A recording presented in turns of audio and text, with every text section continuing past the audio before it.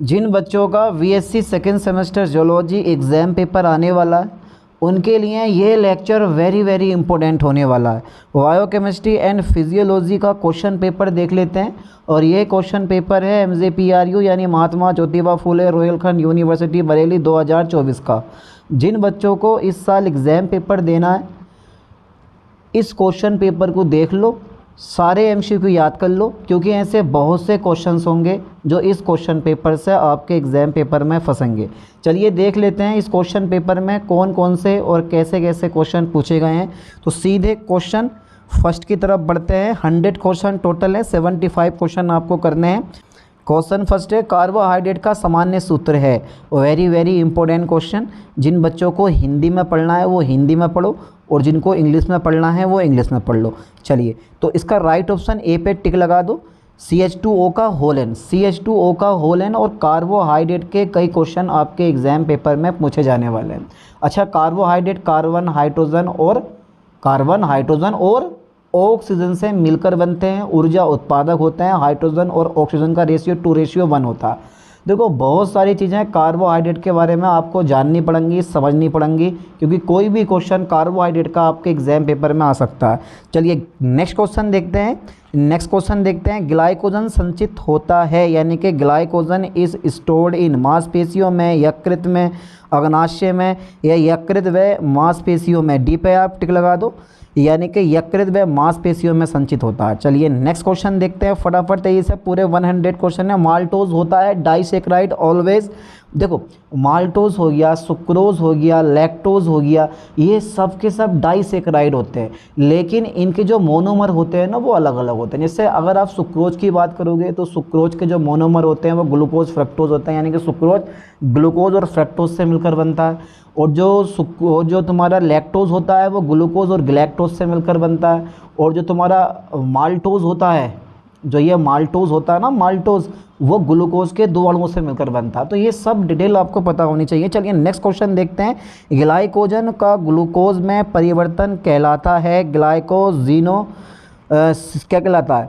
Glycogen का glucose में परिवर्तन कहलाता है। जल्दी बताओ फटाफट तेजी से। ये glycogenolysis is a right option.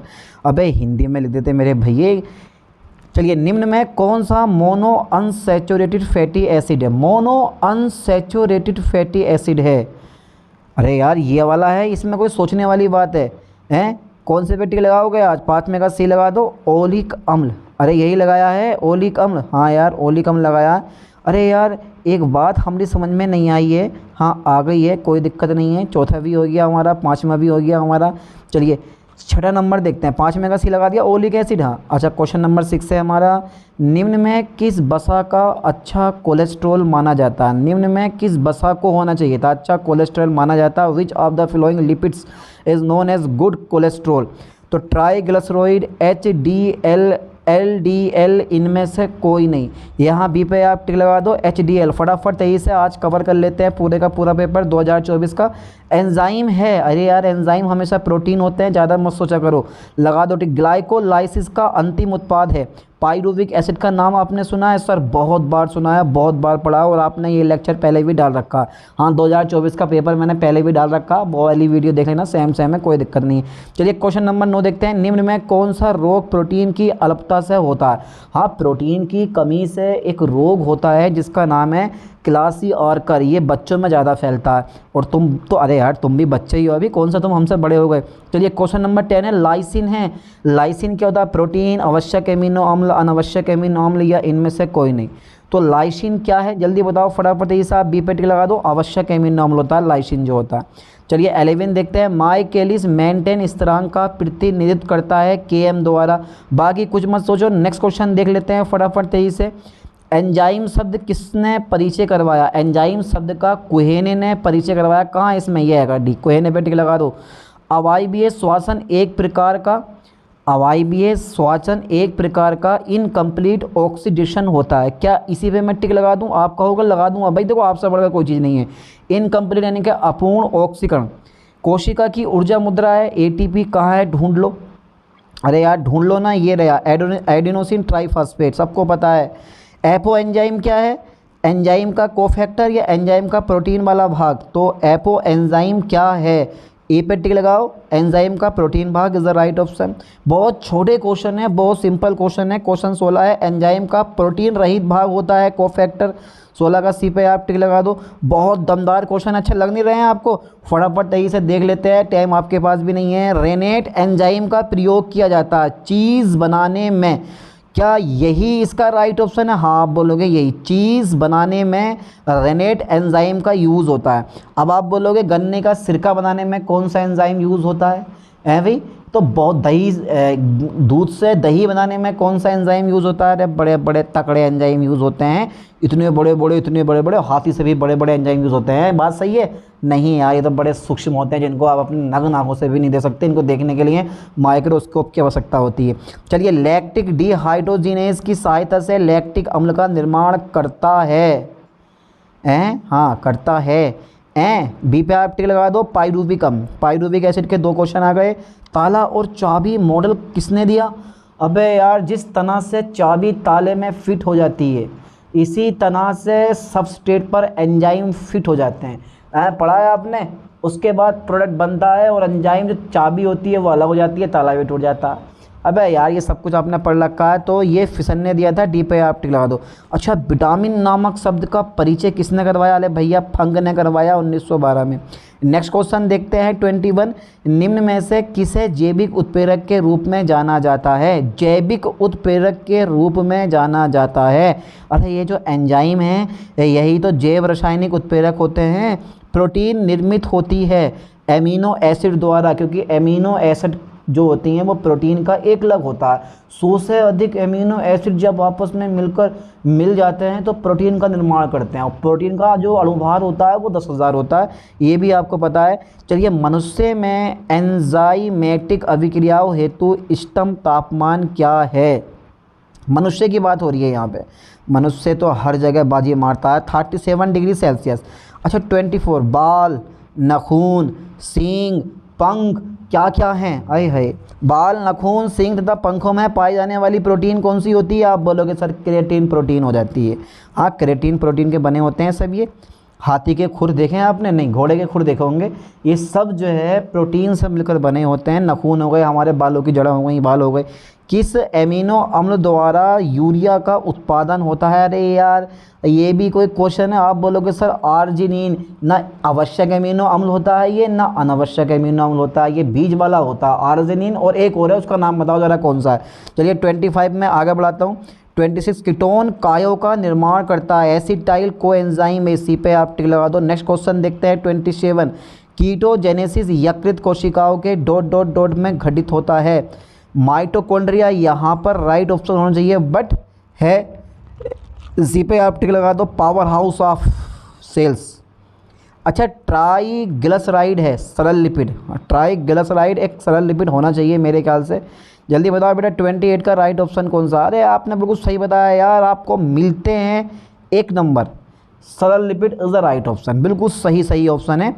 अच्छा, एटीपी से एडीपी में परिवर्तन के फलस्वरूप मुक्त होती है, विद्युत नहीं होता, ना हार्मोन होता, ना एंजाइम होता। अरे यार, तो फिर क्या उत्पन्न होती है? आप बोलोगे सर ऊर्जा उत्पन्न होती है, एनर्जी, जिसका नाम है 30। शरीर में अतिरिक्त एमिनो अम्ल अपघटित होकर यूरिया बनाते हैं। अये है, लीवर का नाम सुने हैं?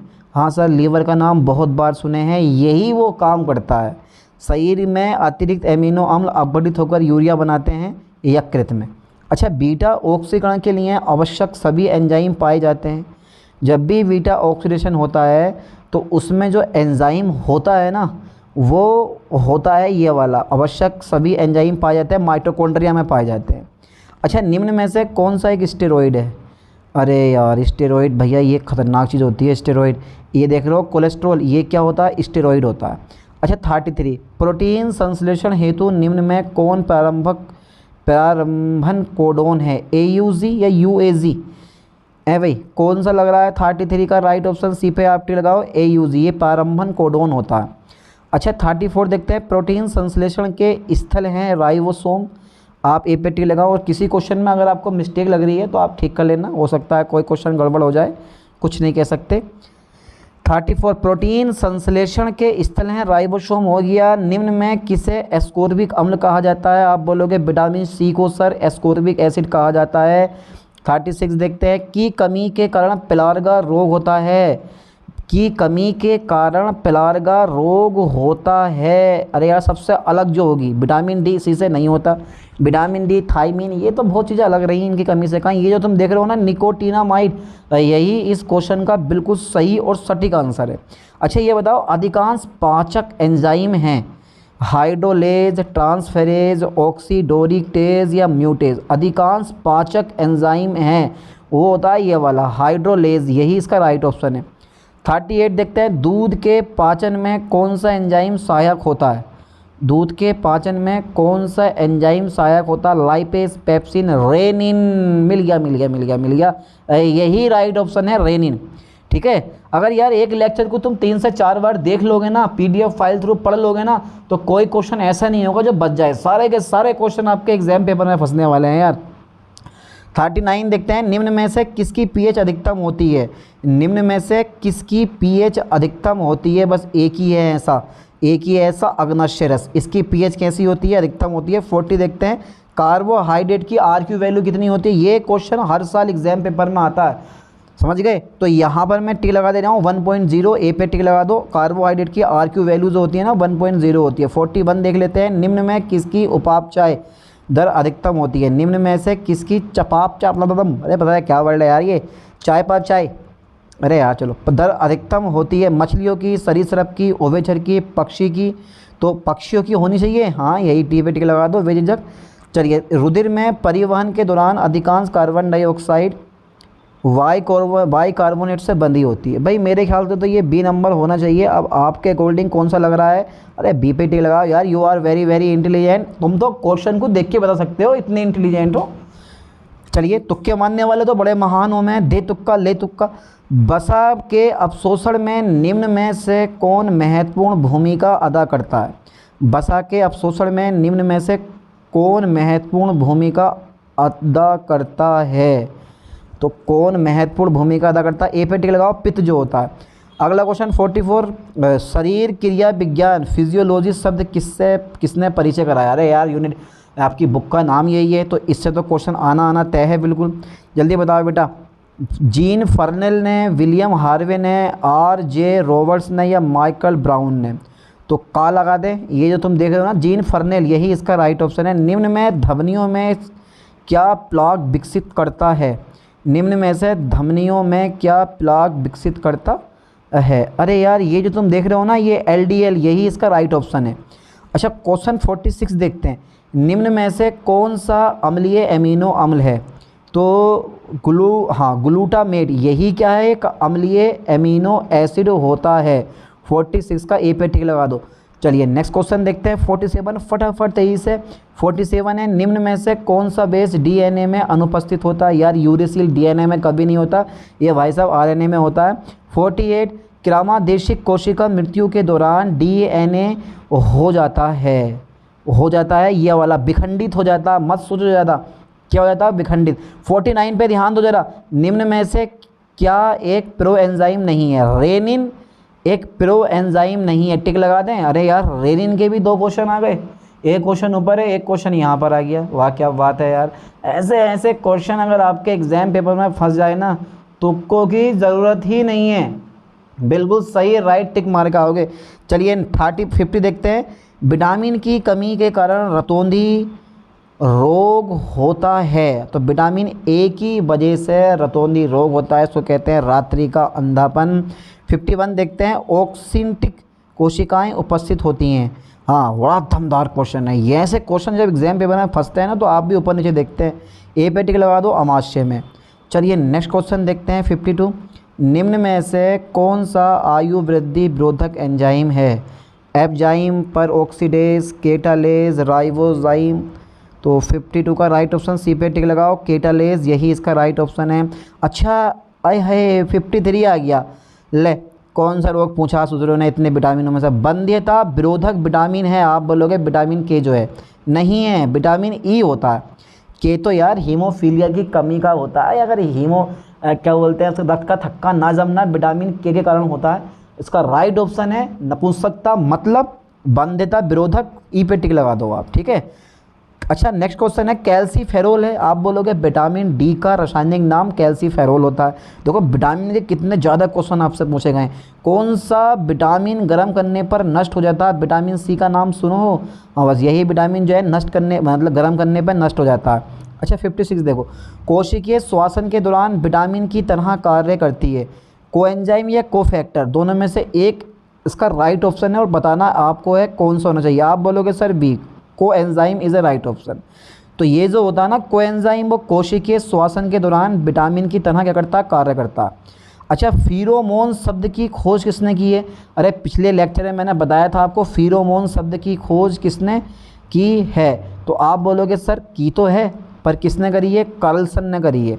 अच्छा नेक्स्ट क्वेश्चन 58 है हमारा, श्वसन में किस प्रकार की ऊर्जा प्रयुक्त होती है? श्वसन क्रिया में रासायनिक ऊर्जा, विकिरण, यांत्रिक ऊर्जा या वैद्युत ऊर्जा। कभी कभी तो बच्चे यहाँ भी कंफ्यूज हो जाते हैं, यहाँ पर रासायनिक ऊर्जा जो होती है ना ये वाली प्रयुक्त होती है।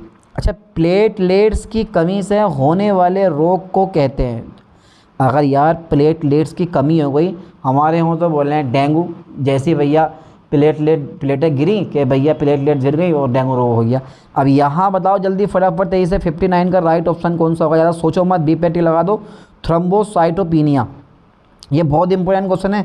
बढ़ती हुई लाल रक्त कोशिकाओं को कहा जाता है, बढ़ती हुई लाल रक्त कोशिकाओं को कहा जाता है, आप बोलोगे ये एनीए यानी कि ये पॉलीसाइथेमिया, पॉलीसाइथेमिया कहा जाता है, ठीक है। अगला क्वेश्चन देखते हैं 60 में, रक्त की कमी से बचाव को क्या कहा जाता है? What is the prevention of blood loss called? Haemostasis यानी कि होम्योस्टेटिस, साइबरनेटिक्स या इनमें से कोई नहीं। आप बोलोगे 61 का बस एक ही आंसर है और वह है ए, ये हीमोस्टेसिस, यही इसका राइट ऑप्शन है। अच्छा हृदय का पेसमेकर है, अरे बड़ा दमदार टिकाऊ क्वेश्चन है।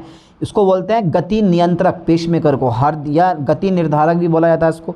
हृदय का पेसमेकर है तो यार इसका पर्सनल नाम क्या है? जल्दी बताओ, बी पे आप टिक लगाओ, S A node, S A node. ओहो फुफ्फुस आच्छादित होते हैं कहाँ पर? प्लूरा में है भाई, क्या लग रहा है? 63 का राइट ऑप्शन बताओ जल्दी। प्लूरा में होते हैं फुफ्फुस आच्छादित, कहाँ पर होते हैं? प्लूरा में होते हैं। चलिए हृदय का कौन सा भाग फुफ्फुस से शुद्ध रक्त प्राप्त करता है? ये क्वेश्चन ये यूनिट 8 के क्वेश्चन है। हृदय का कौन सा भाग फुफ्फुस से शुद्ध रक्त प्राप्त करता है? कौन सा भाग?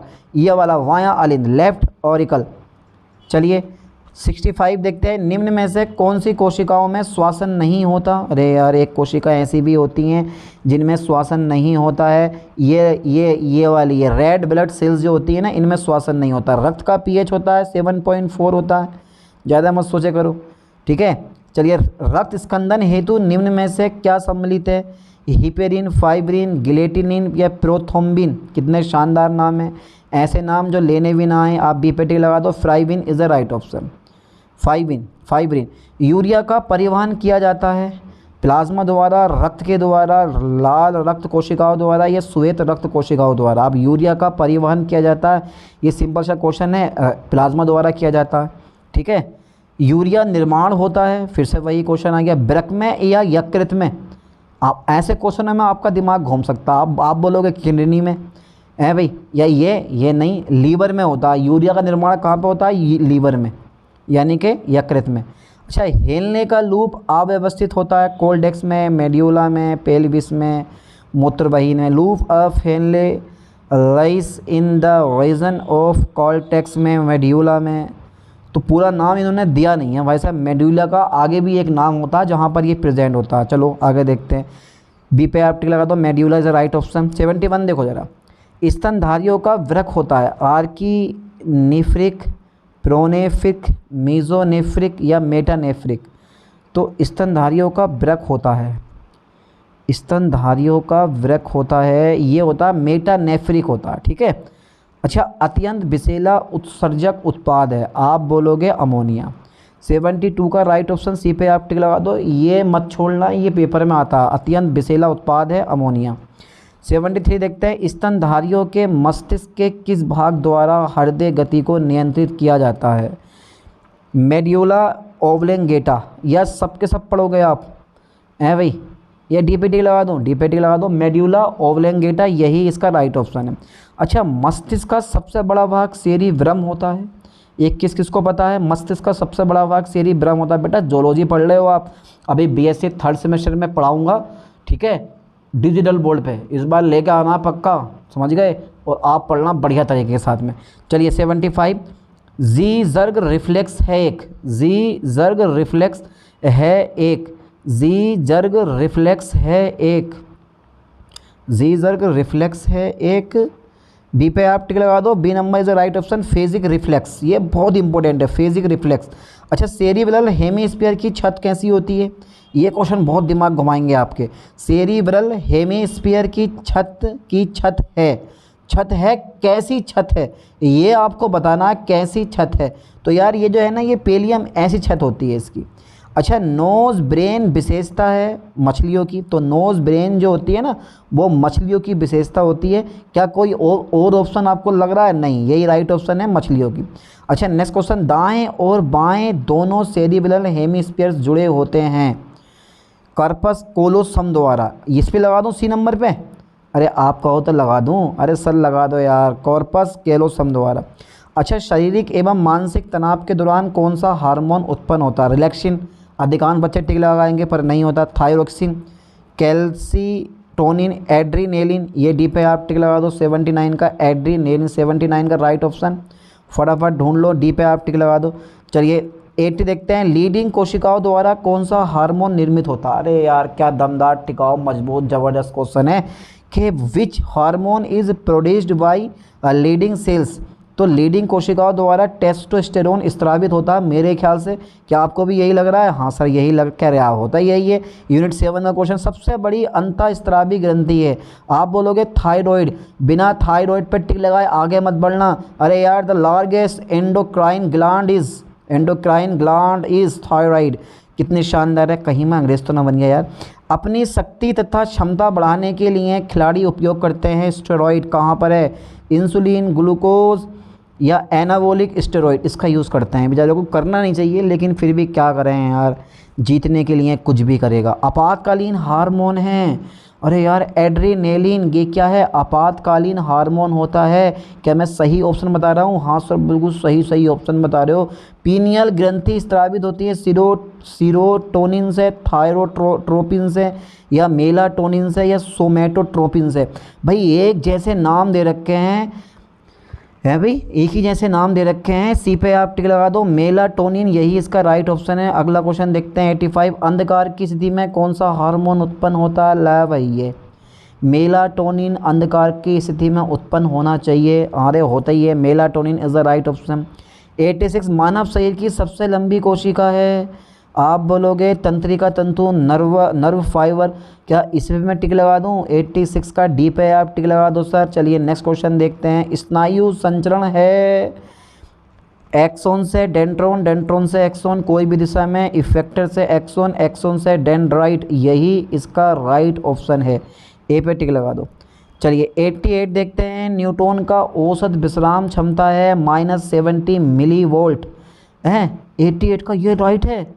अरे सर ये डी नंबर राइट है? हाँ बेटा यही राइट है। अच्छा, सिनेप्स पर साधारण पाए जाने वाला न्यूरोट्रांसमीटर है ईपीनेफ्रिन, नोर एड्रीनेलिन, एसिटाइल कोलिन, गाबा एसिटाइल कोलिन, यही इसका राइट ऑप्शन है। हाँ यही इसका राइट ऑप्शन है यार। अच्छा, मांसपेशियां संकुचन की स्लाइडिंग फिलामेंट थ्योरी किसने प्रस्तावित की? तो who propose the sliding filament theory of muscles contraction. तो मांसपेशियां संकुचन की स्लाइडिंग फिलामेंट थ्योरी किसने प्रस्तावित की? आप बोलोगे A.F. हक्सले व H.E. हक्सले ने, ठीक है। अब दोनों हक्सले हैं, अच्छा लेकिन आगे जो बल लगे हुए हैं ना इनके A.F. और A.F. पहले जो लगे हुए हैं हक्सले से वो थोड़ा अलग अलग है ना, तो बी पे आप टिक लगा दो। 90 का B number right option, paper में आता है हक्सले से। चलिए 91 देखते हैं, कंकालीय मांसपेशियों में सार्कोमियर के क्रॉस ब्रिज बने होते हैं। The cross bridge of sarcomere in skeletal muscles are compressed of troponin से, ट्रोपोमायोसिन से, एक्टिन से, या मायोसिन के। तो मायोसिन से मैंने पहले ही बता चुका हूँ कि 1-2 क्वेश्चन मायोसिन के आते ही हैं, तो यहाँ पे आप डी पे टिक लगा दो, myosin is the right option. मांसपेशियाँ थक जाती हैं जब लगातार व्यक्ति काम करता है, और जो व्यक्ति काम ना करता है वो भी बैठे बैठे थक जाते हैं, कुछ तो रील देखते देखते थक जाते हैं।